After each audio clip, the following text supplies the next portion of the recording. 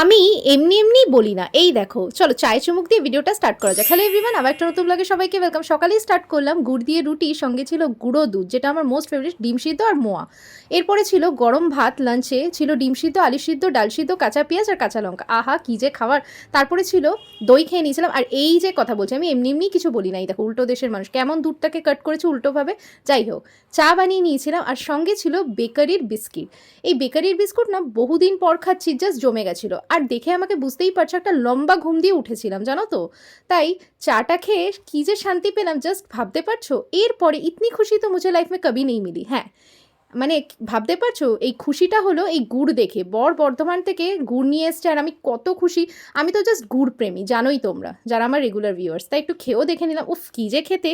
আর এই দেখো পিকচার আমি বাকি হাম, এই দেখো গুড়ের খাজানা। প্রায় অনেকগুলো গুড় শেষও করে ফেলেছি।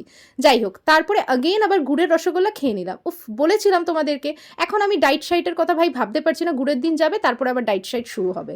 গুড়ের রসগোল্লা কী যে দারুণ লাগে, মুখে দিলেই একদম মিলিয়ে যাচ্ছে গরম গরম।